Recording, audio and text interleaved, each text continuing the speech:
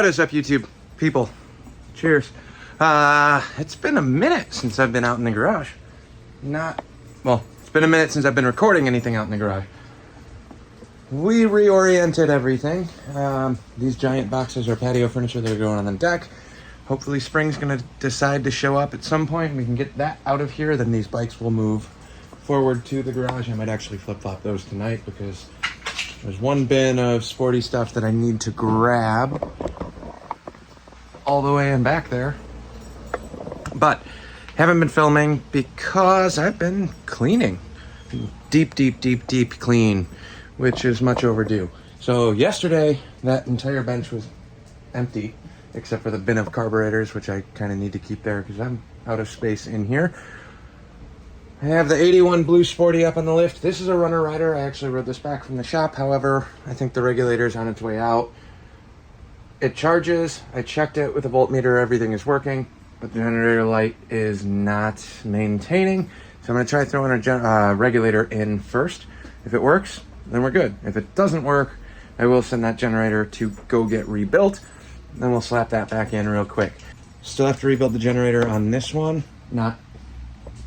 It's not set up right. On Sportsters, you have the big washer that goes in the generator side. On a Big Twin, you do not. Generators interchange, but you need to swap out the washer.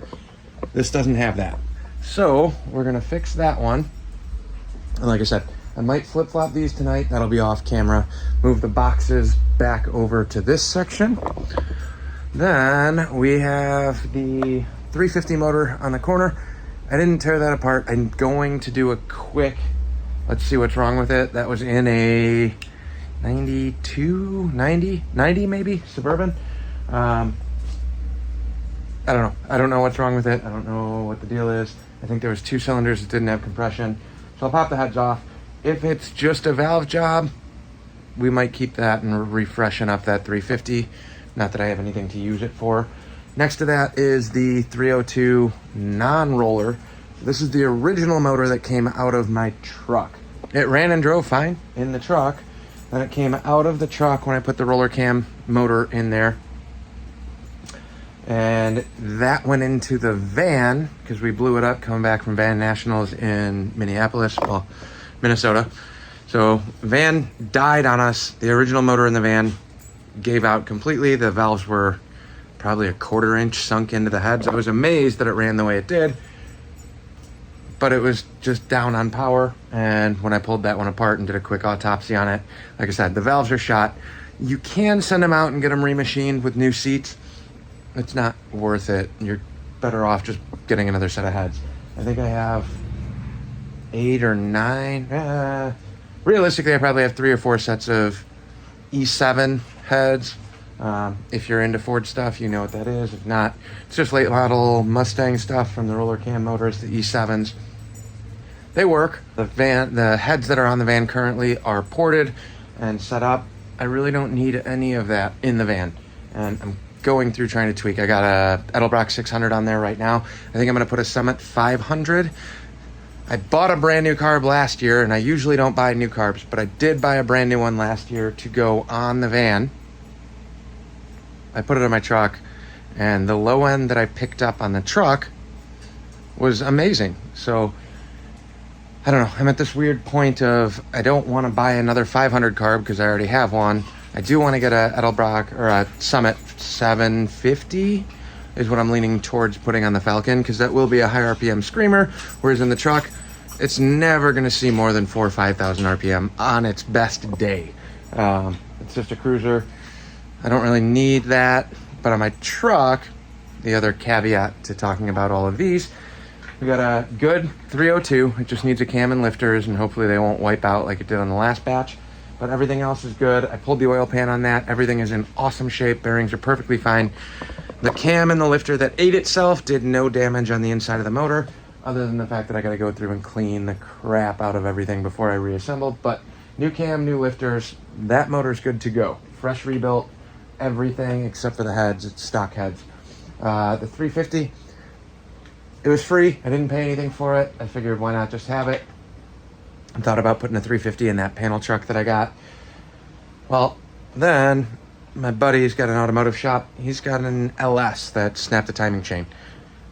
Compression's still there. It was a running driving car until the valve train decided to stop working. So now I got a free LS that just needs a timing set. I'll probably yank it apart and give it a quick once over before I put that back together. But that Suburban would be awesome with an LS swap. 305 V6, GMC 305 V6.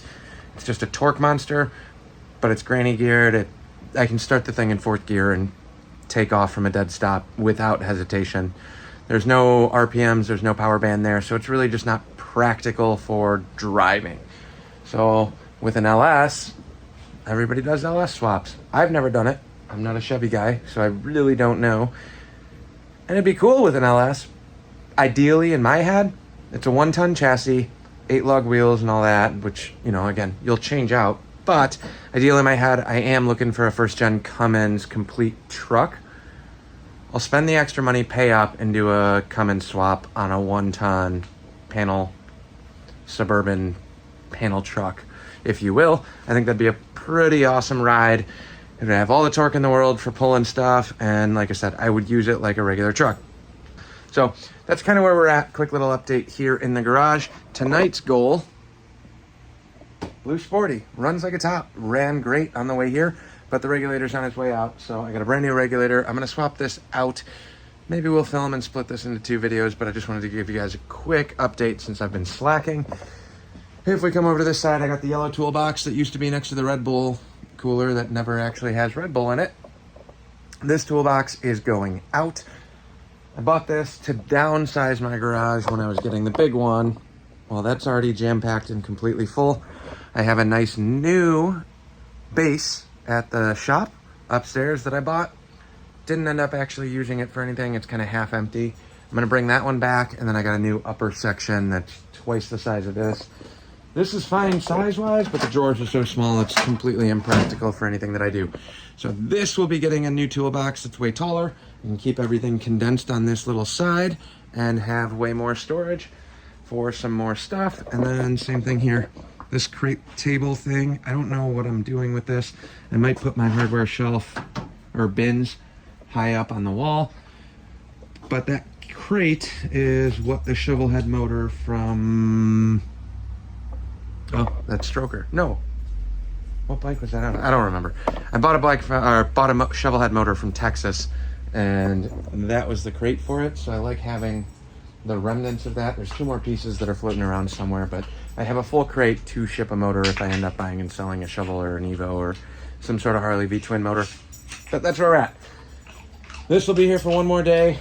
Toolbox is coming back from the shop. I just gotta go through and empty this. This will go to the shop. I'll bring the bigger one back with more drawers. Then I can start sifting this out a little bit more. I finally went through this drawer. My socket drawer has always been a mess. Part of the reason for that is I don't have 1/2-inch drive metric socket. I had the tray. If I run the full big tray of standard and metric stuff, I don't have room for both of them to fit cleanly unless I put one up front and one up, like offset them. I don't like doing that, but I don't need metric tools. I have a plethora of them. I use them once in a blue moon. So the metric stuff is gone. I have way more room in that drawer. This might turn into the metric box because I don't use them. Nothing on these older Harleys are metric. Nothing on the older Fords are metric. It's just those weird, a couple on the roller cam late model stuff, but not regularly. So that's where we're at. Thanks for watching. Like, comment, subscribe. I got tons more stuff coming your way. We still need to finish this turd and do the cold start, will it run video, if you will. That's coming very soon, but this is a much faster fix, and I've been putting this off forever and had a new regulator sitting here for months. So throw the regulator in this, then this can come off the lift. Then we'll finish up the wiring on the charging system for that bike, throw the points in, get it timed, and try and start it. I'm waiting on a carb throttle cable support bracket. But other than that, we're pretty much there on that. I don't know. It is what it is. Thanks for watching. Like, comment, subscribe, all those fun things. Appreciate it. Sorry it's not a big heavy content video, but stick around if you're watching the channel. If you got bored with the van stuff, that's done, taken care of for now. Back to Harleys and hot rods. Catch you guys later.